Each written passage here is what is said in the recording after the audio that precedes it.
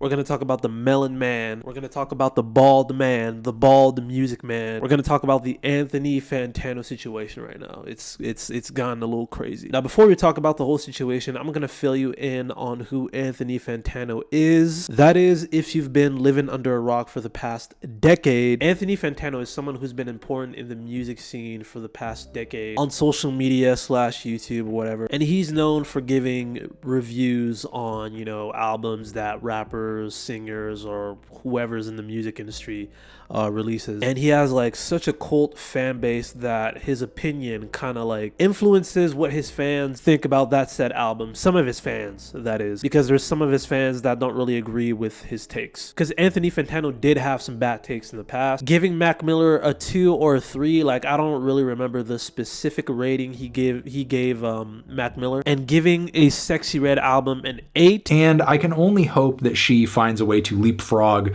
what she's done here down the road when she drops more stuff. I'm feeling a decent to strong 8. Diabolical work. That's pretty much who he is. He's a YouTuber who talks about, pop culture. Well, pop culture when it comes to like music. He talks about rap music. He talks about pop music. He talks about all kinds of music, and he rates albums. That's pretty much what he does. And now recently he rated an album from the artist Halsey. Halsey released a new album called The Great Impersonator or something like that. And people are saying that he had a bad take on this album. And now the reason why people are saying that is because of what he said about the album. Now, The Great Impersonator is an album by Halsey. I listened to it myself a little bit. Me personally, it wouldn't be the type of music that I would listen to, but sonically it does sound good in my opinion. Because you got to keep in mind that most of his reviews are pretty much it's his opinion. It's not a known fact. The Great Impersonator is about Halsey overcoming motherhood, overcoming illnesses that she's faced. We're gonna have to read on the actual meaning of the album. I made this record in the space between life and death, and it feels like I've been waiting an eternity for you to have it, but I'll wait a little bit longer.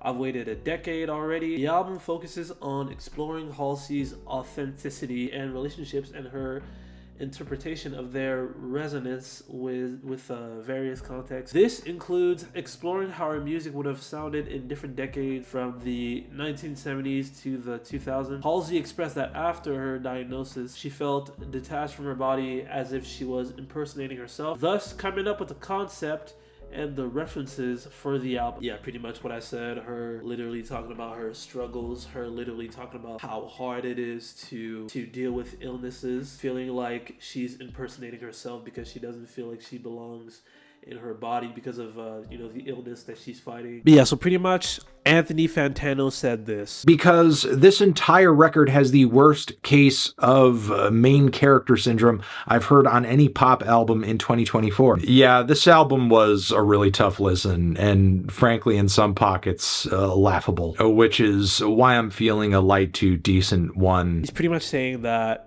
Halsey has, I don't know if I'm saying her name wrong, correct me if I'm wrong in the comments, but he's pretty much saying that she has like main character syndrome throughout the entire album, and I think that's why people are kind of mad at him for. I think it is an odd thing to say because she's literally pouring her heart out about the hardships of being a mother and then battling cancer at the same time. So I think him saying that she thinks that she's the main character in this album kind of belittles the experiences that she's been through, the hardships that she's been through. And like I said, he has the right to not like the album. He has the right to not like the music that's been in the album. I don't really give a shit at this point, because again, it's opinion based. Just because Anthony Fantano did enjoy the album doesn't mean that the album is necessarily bad, unless the majority of the people are saying that the album is bad. I don't know if Anthony Fantano should apologize for what he said, but he should definitely try to word it out a little bit better, saying like, look, okay, maybe what I said was a bit harsh, but I meant it this way, yada yada yada. Or he can maybe stand on business and not say anything at all, not apologize or anything of the sort. But I can definitely see why people are angry at Anthony Fantano. It's kind of very odd to say. It's an odd thing to say, and it's pretty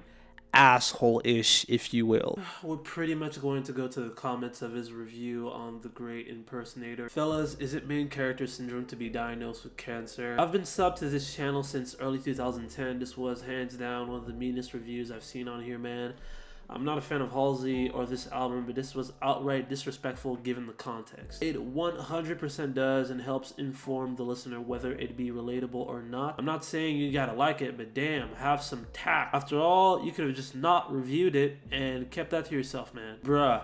Ice Spice rapped about poop and got a 4. This man is insane. Yeah, that's what I'm saying. He gave Sexy Red an 8 when all she is talking about is about stereotypes within, you know, the black community about, you know, having, you know, being a hoe and, oh, my baby daddy in jail and shit like that. When it comes to an artist really pouring her heart out, stuff she faced in 2 to 3 years, she gets a decent 1.